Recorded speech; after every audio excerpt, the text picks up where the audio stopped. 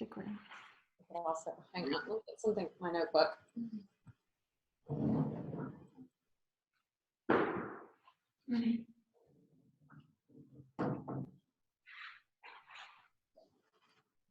Okay. So this week's education session, it's how do you maximize your ability to have a strong and pain-free upper body? Jocelyn, I know you know probably a lot of what we're going to talk about, but how can I get the most ability to get the strong and pain-free upper body? What are we thinking about in enhancing life? What are we probably going to? And you don't have to answer this, but it's our ability to expand. That's really the whole deal, is how do we expand 360 degrees in our rib cage? Lucy? She's looking at me like, no, you're messing it up already. You jumped ahead. I did, I jumped ahead. See, I know. Keep on track. So the goal is to be able to have a really strong upper body, but a lot of people don't ever get to that point. And we notice a lot of people don't even train their upper body because it always results in either elbow problems, neck issues. So they're not able to get stronger. So we'll see a lot is people always end up having just like 5, 8 pounds and they never move up from there. And in the beginning, when people don't have the strength, it makes sense. Imagining yourself being able to press 20 pounds over your head is impossible. But it is possible to have a really strong upper body and be pain-free. And the way we do that is through breathing, by maximizing your ability to breathe. What I missed too, what I skipped was, what do most people do in the general population? If you were to tell them, how do you get a better moving shoulder? They usually go to stretching. You'll see things like wall pec stretches and certain stretches or rotations and extensions, things that seemingly increase mobility, and that is how they think they're going to get a strong pain-free press, is increasing mobility by stretching. But that's not how we look at it. Like Lucy said, we're looking at this. Yeah, we use breathing to get you to do it pain-free. But what we don't want people to think is that breathing gets you pain-free, or the only way to be pain-free is by being perfect at this. What we end up using breathing for, what breathing does for us and our clients, is if we maximize your ability to expand your rib cage in all directions, which are all the exercises we do in the gym, we're able to get your body to distribute the weight in a way that consistently allows people to feel their abs, their muscles, their muscles around their shoulder versus neck, low back, and areas where people complain about pain. So that's really what it is breathing, maximizing this, allows yourself to distribute the weight in a way where it feels pretty good. And we consistently are able to get that same position with a bunch of exercises, so we're able to get people stronger by having them maximize this. So what we mean by maximizing this is being able to expand in all directions throughout your body. So what a lot of people, when they come to us, and we'll give you an example, if you were to look at my back, it's pretty flat. So you could say, it would be fair to say that I can't expand into my low back. I don't have range of motion that allows that expansion. So when you see exercises like rock back, can you see how we're getting things to expand on the backside versus this, what most people lack the mobility of being able to do. So that's what we do with breathing, is we just get you to expand 360 in a nutshell, like the most simplified way we can explain it. Now, when it comes to upper body lifts and being able to do it where the weight is distributed correctly and you're feeling muscles that don't hurt, the big component of this is your shoulder blade muscle. Bone. Bone, which is right here. And I'm drawing the side view of it.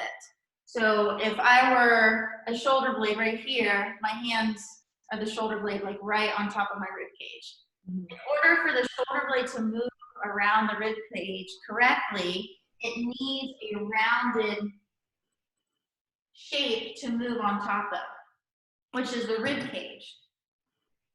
And a rounded shape means it's a rib cage that can expand. So if we have a rib cage that doesn't have access to that motion, then now we're not going to have a shoulder blade that can freely move around everywhere. And being able to do a push-up, an overhead press, a row, a pull down, all the upper body moves that you do in the gym require you to have this relationship right here, which is a rib cage that can expand in all directions, and then a shoulder blade that can move around it. We can't really change the shape of the shoulder blade, but we can change the shape of the rib cage by using breathing. So basically, we're using what we can control. And these exercises that allow you to get this are all the exercises that you're already doing. You just didn't really know that you were working on being able to have an upper body that moves really well. Mm-hmm. Kind of go through the Yeah. back. Yeah. So we'll show a couple of these exercises just so you can start getting a visual of what we're looking at when we're doing these things. So it's always in the back of our minds is how can I maximize that 360 degrees of expansion in every exercise? So if I can really maximize that in every exercise, I'm always increasing ranges of motion and ability to continue to get pain-free and strong. So first we'll start quadruped. So what do I need? So that would be kind of a rib cage that's forward. So I need to expand back. So first she's going to reach her arms to give the ability of air to be able to come into here. And so now I'm creating that 360 canister around her rib cage. So now the shoulder, look, it has this nice home to sit on. And now I would be able to do a push-up that requires that range of motion. If you don't have that, if you don't have that ability to expand, then that's where you see all the push-ups that look like this, or people's neck go like this. So just where they look just funky, and it doesn't look nice and smooth. The down dog, yep. And so you'll see this one a lot right now in our warm-ups. Again, my intention is 360 expansion. She's going to push into a down dog. That's now working her overhead press while maintaining that 360 rib cage. So what we wouldn't want you to do is to drop all the way. Now she's limiting her ability to expand the rib cage. And so therefore kind of stealing away ranges of motion from the shoulders. Which looks like this. And that'll end up being too shruggy in your upper neck because the shoulder blade just doesn't have this nice congruent home to glide on. Another one is supine exercises. So anything on your back. So we do a lot of reaching from this position. He's now kind of giving herself some abs, which drives air upwards and makes expansion happen. Glute bridge is another example. Why do I always coach that tuck, tuck, tuck? Because the more she can tuck, the less she will be able to expand into her lower back. But if she untucked and arched her back, she's now really limiting the ability for her back to expand. So again, I'm kind of taking away ranges of motion and I'm not enforcing those good patterns. What else is something we do? Rock back. Rock back. And really, any exercise you can think of, we practice this 360 expansion mindset. Any questions with that, Jocelyn? Did you know that already? I feel like I get that. I understand. I mean, yeah. We've been playing around with this for a while now. So, our intention would be our client would get that because we're trying to teach this stuff. This is kind of broke down in its most simplified form. Expand in all directions and your body will move better. And so that is really what we're looking at. It gets more complicated than that, but that is the most simplified way of looking at it. How do I increase upper body motion? Get air to expand in places it might not. So does that apply to my shoulder that's like in here too? I mean, I guess it's everything. I assume it would apply to everything. Motion do have to, your shoulder blade moves a lot and it's on top of a rib cage all the time. So it really does, that's the house and you're just moving the window around the house. And so is the house a nice rounded shape? Yeah, it can be a little bit of that, and then it can also be the combination of a move that hadn't been done before, so then your tissues aren't used to that, and that can cause a little bit of a flare-up. So when someone has an issue in the gym, whether it's upper body or lower body, we try, first thing is coaching you a little bit to help the weight distribution. See if we can take load off of your knees or load off of your low back, load off your neck, shoulder. If that doesn't work, it might be just because it's new, you've never done that much weight, a combination of things, and then it gets flared up a little bit and then it goes away because your body adapts really fast.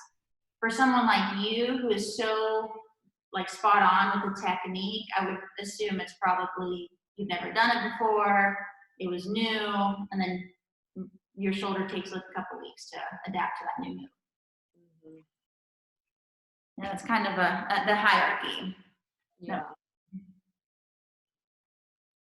Okay. Cool.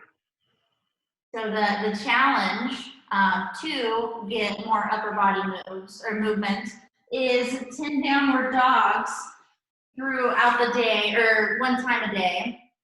Big thing though is not allowing your head to go past your shoulders, because now you're just squeezing your shoulder blades together and shrugging. So to prevent that, you're always keeping the reach through your arms. You're pushing away, and you'll probably end up getting to where your chin goes towards your biceps, and that's as far back as you go. We've been doing this in class, so that's your exhale. And then inhale, rock up. Now notice her legs not fully straightened, soft knees. That's helping her keep her hips kind of tucked underneath.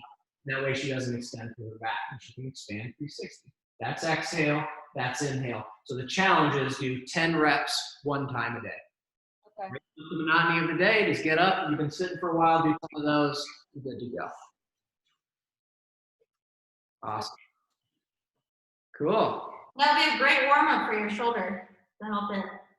Yeah, I think I need to work on that because I had struggled with the overhead press and it took a while for it to go kind of calm down. Mhm. And then we did that crab toe touch. Yeah.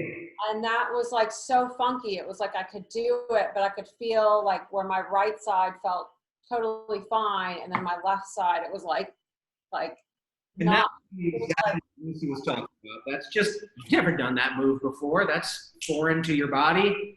Practice and proficiency should help out. I didn't have any residual pain from doing it. I was just, it's like that spot where it like sticks on that side, it's just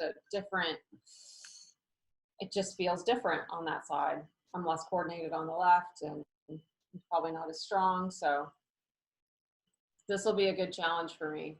Yeah. I'd be curious how you feel next week with it, because you said you felt fine after. After the crab toe touch thing yesterday, yeah. Oh. Yeah. I mean, it was maybe just a little bit of achiness, but it just went away. Oh, that's good. Yeah. So you'll notice, Nick, if you do the downward dogs and then you do it again next week, I'm sure you feel fine by then. Yeah. Well, thanks for tuning in, Jocelyn. Yeah. Thanks for doing this. See you soon. It's very educational. Thanks. Bye. Bye.